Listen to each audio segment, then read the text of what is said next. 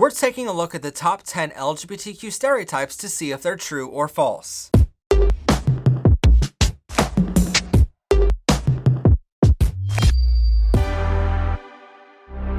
All straight people are just closeted gay people. Now, obviously that's a lie, or maybe it's the truth. I don't really know. All I know is that to assume means to make an ass out of you and me, and that sounds pretty gay to me. So why not make a stereotype about my little bubble of friends who are all gay and project it on the rest of the world as the truth? That's what's called a stereotype. And my point is that stereotypes can do some real damage, whether or not they're rooted in truth. Sadly, the LGBTQ community is faced with more stereotypes than most other communities combined. So today we thought we'd explain the top 10 LGBTQ stereotypes, show you how they came about, and explain which ones are true and which ones are complete horse crap. But to have a little fun with this along the way, let's play a game. At the bottom of your screen, we're going to keep a tally of how many of these are true and false. So let's get started with number 10. LGBTQ people are not religious. This stereotype comes from the hatred some faith communities have against the LGBTQ community. For example, the Southern Baptist Church, Roman Catholic Church, and more chose not to read their Bible, where it tells them that being gay or transgender are not sins in the eyes of their belief system. Instead, they chose to just spread hatred everywhere in the hopes of collecting more donations. And because those anti-LGBTQ religions are slowly losing membership, partly because of their hate-filled beliefs, they struck up this stereotype that LGBTQ people cannot be religious. Their hope was to discredit the religions people were turning to, which accepted LGBTQ people into their churches, and that way, hopefully they would gain members back. But it failed. The truth tells quite the opposite story. In fact, worldwide data of LGBTQ people tells us that 59% of our community believes in some form of religion, 17% Catholic, 13% evangelical Christian, 11% mainline Christian, 5% historically Black Protestant, 2% other Christian faiths, and 11% non-Christian faiths. Other segments of our community include 9% agnostic, 8% atheist, and only 24% of our community doesn't believe in any religion at all. So this stereotype is false. Coming in at number 9 on our list is the stereotype that all bisexuals are promiscuous. This is rooted in the straight community. Some people thought that since they were only attracted to one gender and had multiple sexual partners in their lives, that those who are attracted to multiple genders must have double the sexual partners compared to themselves. While there is minuscule evidence to show bisexuals are slightly more open to discussing polyamory and open relationships, no evidence suggests bisexuals have more sexual partners in their lives compared to straight or gay individuals. And no evidence suggests they are any more in the mood for intercourse than anyone else on planet Earth. So 2 stereotypes down, and both are false. Next up is number 8, that all lesbians are masculine. As far as anyone can tell, this stereotype is rooted in 2 things. First is the belief that homophobic people have, that one of the people in a relationship must be the man, and the other has to be the woman. So in their eyes, lesbians have to show signs of masculinity in order to be considered valid. Secondly, some lesbians are what we call butch lesbians, which means they act and dress more masculine in nature. But this stereotype is forgetting that being lesbian means you're a woman who loves other women, meaning neither of you is the man and both of you are the woman of that relationship. It's also forgetting that lipstick lesbians exist, and they like to wear makeup, high heels, pretty dresses, and be feminine in their entire personality. Most importantly, it's forgetting that gender is a social construct anyway. So where are we on this list? 3 for 3, down for the count. Number 7 on our list is that all gay men are flamboyant.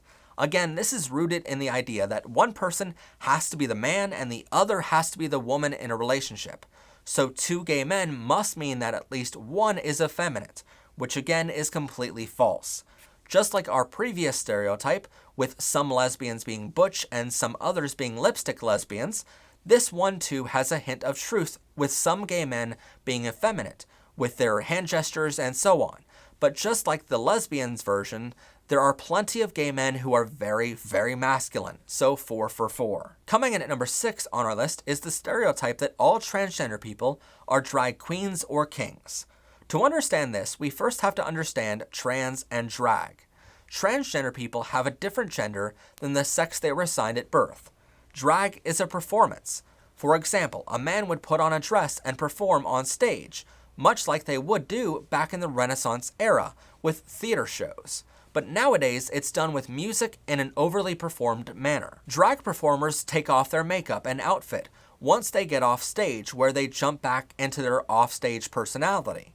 While drag might sometimes be used by transgender people to experiment with their gender expression of how they want to dress or do their makeup, transgender people don't take off the personality of an opposite gender when they get off stage. Trans people go their entire lives trying to live as their authentic gender, whereas drag performers leave that character or personality on stage when they leave it. For this reason, some drag performers are transgender, but not all transgender people are drag performers. And thus, this stereotype is false as well. Halfway through our list at number 5 is the stereotype that all gay men are sexual predators and pedophiles.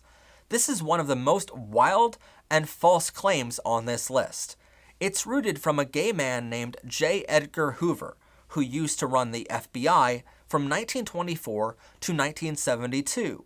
When he was the director, he wrote a letter to the editor of a national newspaper, saying how the way we prevent pedophiles from attacking our children is to look for the warning signs someone might be a pedophile, and outlaw those factors. In his letter, he claimed that homosexuality was a warning sign of this, but he had zero evidence to prove his outlandish claim. People just blindly believed him because he was the director of the FBI at the time, and people assumed he had the evidence and he had exclusive access to the data. But it was later determined that he was so ashamed of being gay himself that this letter to the newspaper was just a way to cover for himself being gay.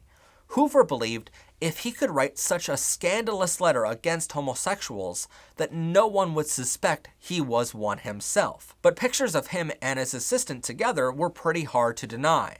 This one letter, which again had zero evidence to prove the wild claim, is the only link the gay community had to being accused of pedophilia, yet many people still firmly believe the link exists.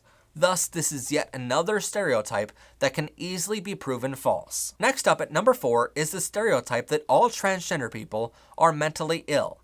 This is rooted from a report put out by the American Psychiatric Association, otherwise known as the APA, in their report named the Diagnostic and Statistical Manual of Mental Disorders. Back in 1980, the APA published the third version of the DSM report, which added gender identity disorder to its list of mental disorders. Basically, this gave doctors the hook they needed to treat transgender people like they had a mental illness, when in truth, trans people had a valid gender. Later in 2012, they reversed their decision and took transgender topics off of their list completely. Even though we are now a decade past their reversal, some people still swear by the old transphobic way of things, but factually, they are wildly inaccurate. Thanks to the many studies done on transgender people since then, we now know that your gender is determined in your brain and not your genitals, and your gender identity is completely valid, even if it does not align with the sex you were assigned at birth. So this is yet another wildly offensive and false stereotype. All the way at number 3 on our list is the stereotype that all gay men are fashionable.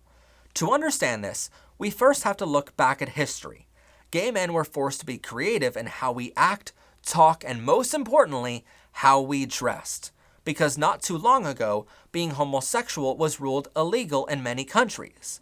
Luckily, some of those laws have since been reversed, but still the fact remains that we were forced to be creative. Because gay people always existed and no laws were going to change that, we had to adapt to the times. That's why we wore accessories like the gay handkerchief code to signal to each other who it was safe to talk to. This dated back all the way to the era of the cowboys. Over the years, we learned how to be creative in how we expressed ourselves, which is why gay people are much much more likely to enter creative positions, such as entertainment, performers, artists, filmmakers like me, and designers, including fashion designers. Not all gay people are great at fashion though. For example, I normally wear just a t-shirt and jeans, so I'm far from the fashionista that many people claim gay people are. But because of my culture in the gay community, I make films and TV shows, just like the one you're watching right now. Just like some gay people are fashion designers but pretty terrible at taking a photo at family gatherings. So to say that all gay men are fashionable is false. Some are, but most are just like you and me. Coming in at number 2 on our list is the stereotype that all LGBTQ people are white.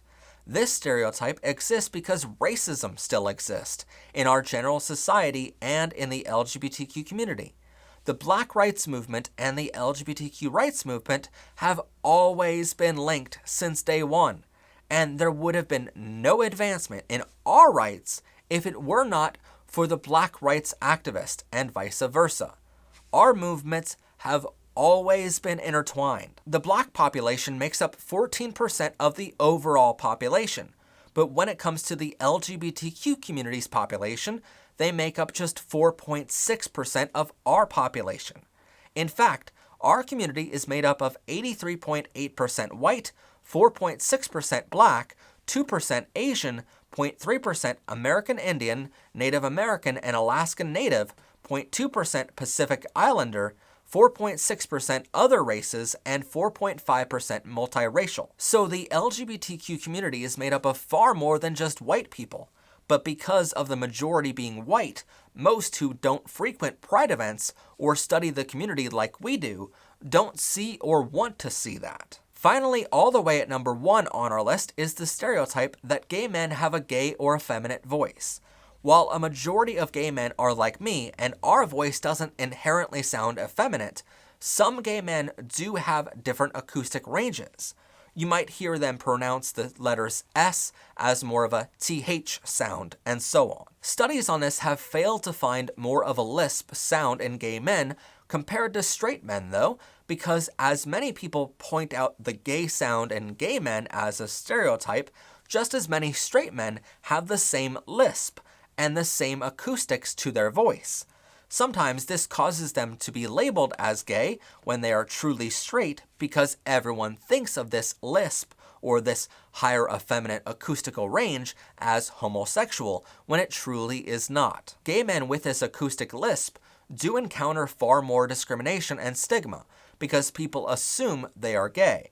This is compared to gay men like myself who can sort of hide behind a more manly voice, but the stigma these men face who have this effeminate voice pattern face more stigma, including potential partners not wanting to date them because of their voice alone. There was a small study done by the Acoustical Society of America showing that young boys who don't identify with their assigned gender use the TH sound at slightly higher rates than their peers. This said, overall, acoustic researchers have really been still baffled by this phenomenon. But to say that all gay men have this gay voice, or to even call it a gay voice in the first place, is completely false. Studies show just as many straight people have the same acoustic patterns in their voice, but the stigma associated with that voice was somehow attached to the gay community alone, because the world, time and time again, discriminates against gay people. Anyway, if you want to learn more about the LGBTQ community, check out this playlist right here, or consider subscribing for weekly episodes. And if you want to see bloopers from every episode and behind the scenes, consider becoming a member of our channel by hitting join down below. As always, I'm your host, Professor Pride. Have a gay day, everyone, and bye for now.